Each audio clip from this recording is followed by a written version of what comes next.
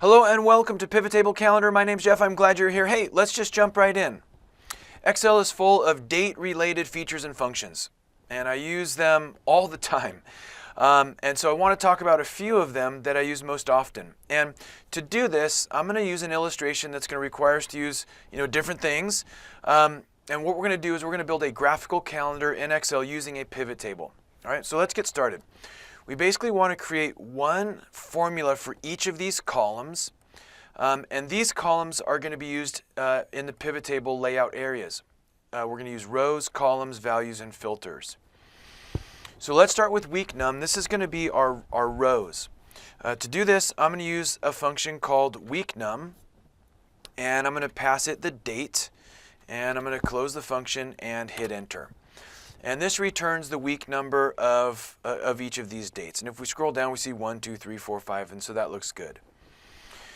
Now, for the pivot table columns, we want the week day. So, as with Excel, there's multiple ways to do anything. One way is to use the weekday function and give it the date and hit enter. Okay, and this returns an integer value, and by default, 1 represents Sunday and 2 is Monday. And we can control that by using the second optional argument. But by default, 1 is Sunday. And that would be just fine. However, in our graphical calendar, we want to see headers with the week or with the day name, Sunday, Monday, Tuesday, not 1, 2, 3. So instead of that, we're going to use the text function instead. And this is a brilliant function. What it allows you to do is give it a number like a date, and then apply a format code, right? And these are all the same codes that you use in the format dialog, custom numbers format area. If we used 3 days or 3 Ds, we would get the 3-letter day abbreviation. If we used 4 Ds, we'd get the day name fully spelled out. In this case, we're just going to use 3 Ds because we want the 3-letter abbreviation. And this is going to now create our pivot table columns. Now, for the pivot table field values, we want to use the day number. To do that, we're going to use the day function. And we're just going to pass it the date value, hit enter, and let's see if it worked here. So this should be 1, 2, 3. That looks good. And then here at January 31, and then February 1, and on down. So that looks good. And finally, month. Now, we could use the month function, and that would be just fine. And this would be our filter, so we'd be selecting 1, 2, 3, or 4, and that could totally work. But instead, I want to give the user the month name. So instead of that, we're going to go back and use our text function again, and we're going to pass it the date, and then a comma, and then a format code. So the format codes, we're going to use 3 M's and 4 Y's. And there are many different format code options that you can use. Let me hit enter. So this gives us the 3-letter month abbreviation with the 4-digit year.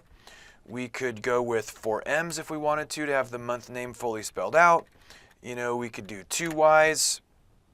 Oops. We could do 2 Y's. That would be fine.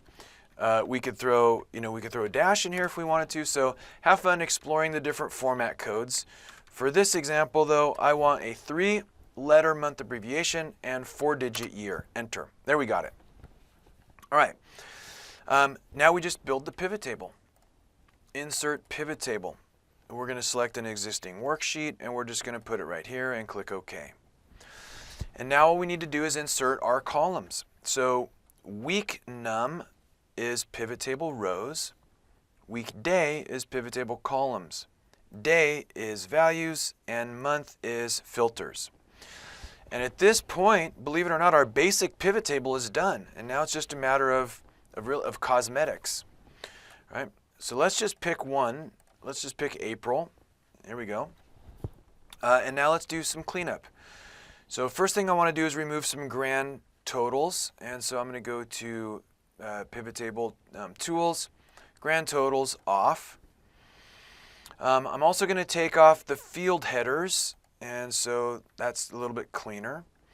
I don't really need to see this week number in the report or in the calendar. If I did, I could leave it, but if I don't want it, I'm just going to kind of right-click this and hide this whole column. There we go. And now we should be able to pick like January, and it should update, and we look good.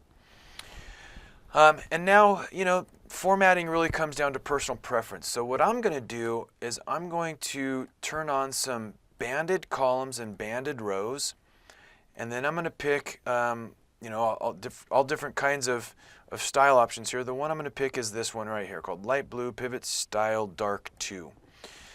And now we got it. And then we're ready to see February. We pick February, and we got it. And March, and we got it. Okay. So that is a rundown of some of the more common functions that I use: week num, text, day, and text, and how to display a graphical calendar in Excel using a pivot table. Hey, hope it helps. Thanks for joining me. Have a great day. This video is a production of Excel University.